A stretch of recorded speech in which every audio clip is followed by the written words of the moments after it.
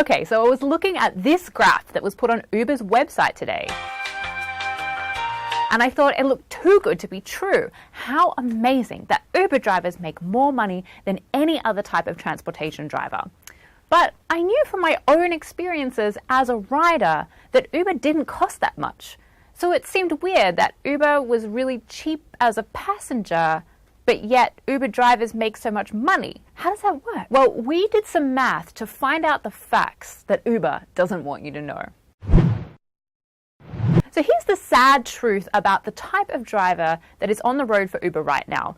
This is an image from Uber of the rates that drivers make in LA, 90 cents per mile. Now, Uber has cut pay to drivers in Detroit all the way down to 24 cents a mile, but we're going to stick to the 90 cents LA example for now. So I wanted to calculate how much Uber drivers actually get to keep out of that 90 cents per mile. Let's have a look. So first of all, Uber takes 25% of the cut for new drivers that signed on to drive for Uber from Q3 2015. So now we're down to 67.5 cents per mile.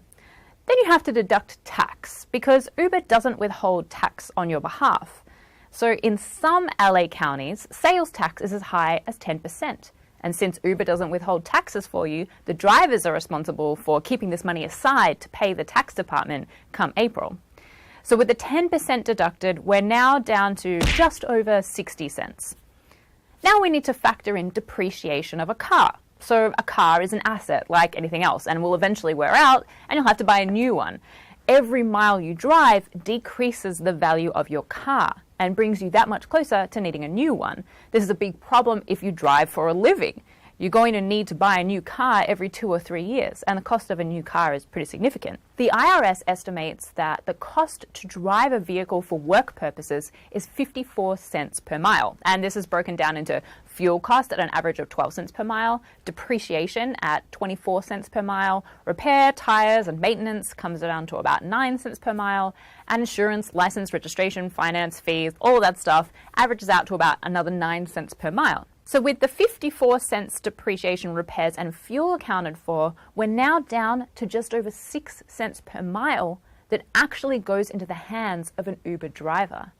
Now, given that Uber also asks its drivers to pay for things like bottles of water and gum and phone charges for its passengers, we can say for certain that driving for Uber pays well below minimum wage, or even worse, costs drivers money, as is seen directly in this actual fare that Uber charged one of its drivers. So given that the math is so bad, why would anyone want to drive for Uber? So here's an example of a post an Uber driver put on Facebook. He was $400 behind in the rent and he needed to make that money up really quickly. And in a way, Uber is kind of like a loan scheme. This driver gets $400 in his hand, but he doesn't realize that come tax time, he's going to need to give some of it to the tax man. And he hasn't factored in fuel costs or the cost for repairs or the cost for buying a new car in the future. This is exactly the type of driver that Uber wants. They're desperate for cash and they don't know enough about how Uber works to set aside some money for taxes and vehicle expenses. For these sort of drivers, Uber might be a good deal. They get cash in hand today, and sure, you're going to need to pay some of that back in taxes and car costs, but you get immediate cash to solve your immediate needs. So who cares? So for some people in desperate circumstances, that 6 cents a mile that Uber is offering might be an acceptable deal. But for most people, driving for Uber is a waste of time. I wish Uber would be more honest with people. By our calculations, the amount you're making an hour driving as an Uber driver is nowhere near $19 per hour.